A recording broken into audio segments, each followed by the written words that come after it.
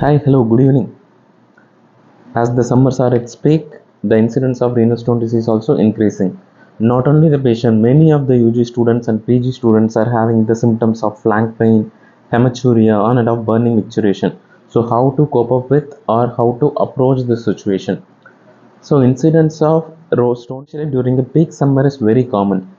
No much further evaluation might be required. As you all know, there are four types of stone: calcium oxalate, uric acid cystine, or triphosphate stones.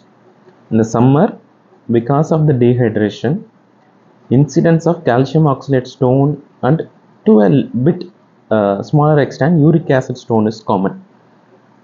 What are the symptoms which can occur? Usually as flank pain.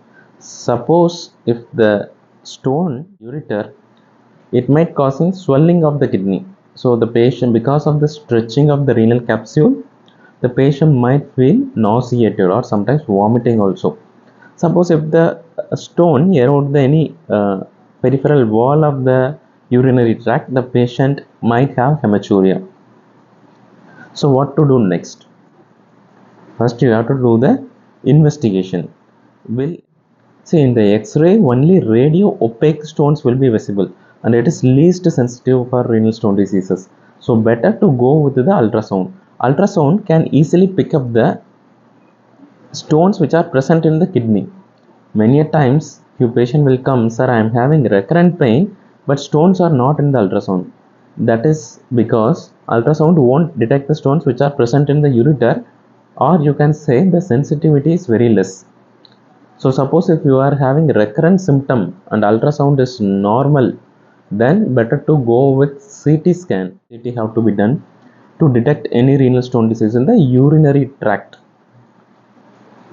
Suppose if you having history of family history of renal stone disease, or if you are more concerned, directly go for NCCT KUB. So that will detect whatever the smallest of size can be picked up. Whether radio opaque, radio lucent usually can be picked up by the CT scan. So, what are all the stone dimensions or further investigations which are required? Because of the precipitating situation, if renal stone disease occurred randomly, no further investigation might be required. Suppose if history of recurrent stone disease is there, you might have to analyze the biochemical parameters of the urine to check which parameter, whether the inhibitor is less or the promoter. There are certain things which promote the formation of renal stone. There are certain parameters which decreases the incidence of renal stone. For example, citrate. It decreases the incidence or formation of the renal stone. That have to be analyzed in only those with recurrent stone disease. Otherwise, only NCCT-KUB to pick up the size. Suppose if it is less than 10 mm, there is a high chance with medication it pass down the ureter and pass through the urine. Suppose if it is more than 10 mm, probably an intervention might be required. Intervention plus minus varies from patient to patient, depends on the patient BMI. So coming to the conclusion, suppose if you are in case if you are found to have renal stone disease or you are having symptoms of renal stone disease, what are the things to do? First, make sure you are having adequate hydration. As a youngsters, probably the students might be thinking I am taking adequate amount of water, but once you calculate, hardly they might be taking less than 3 liter. There was a postgraduate resident in gynecology. She told throughout the day she will be busy. She goes to the hostel in the evening around 8 p.m. or after that. She takes around 3.5 liter of water, like before going to sleep. So these kind of particular time, if you take a bulk amount of water, probably that might not help because throughout the day the urine got concentrated formation of or precipitation of the urine. So you have to take throughout the day at a particular quantity so that the urine won't get concentrated. A better way to analyze is check the urine color. If it is as equal as water or little bit yellowish color, it's fine. Suppose if it is dark yellow, that means you are dehydrated, the urine concentration is high, there's a chance of stone formation, so that have to be taken care. The second one is reduce the salt. Salt is one of the important precipitating factor for the stone formation. So we have to reduce the salt. Many pages goes to this canteen and say, "Bhaiya ji, thoda namak zyada dal ke." Even in fresh juice, they are doing that. That will increase the chances of stone disease. So make sure your salt content is low. Try to avoid oxalate rich food. Try to take foods which are more in citrate, like coconut water, fruits like citrus fruits you can take.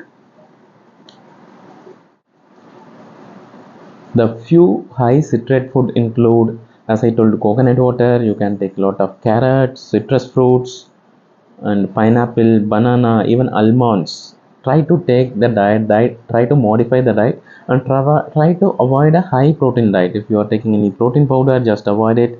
Avoid meat for some time, because might result in the fluctuations of the uric acid level, especially during the acute episode. So next comes how to get rid of the pain.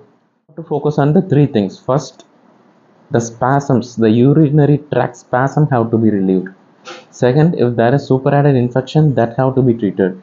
Third, the urinary environment have to be made so that the stone get dissolved. Mostly, if it is calcium oxalate stone, the pH, urinary citrate content have to be adjusted. A tablet like Urispas depends on the patient weight. You can take twice daily. We usually give tamsulosin to cause minimum relaxation of the ureter, so that the ureter stone will pass away. And sometimes a low dose of steroid, tamsulosin plus deflazacort, there is a combination drug which is available, which makes sure the stone which are less than 10 mm pass down the ureter.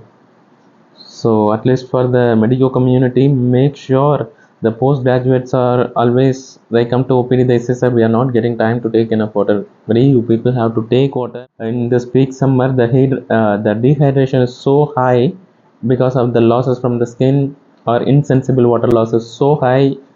Despite you take 3.5 liter, probably that might be the adequate hydration minimum. Depends on your day activity, depends on your water loss, you have to adjust it further. So I hope it give a overall idea about the stone disease. If any further queries, I will upload in the next video, probably a bit detailed regarding the diet which ought to be avoided. At least for the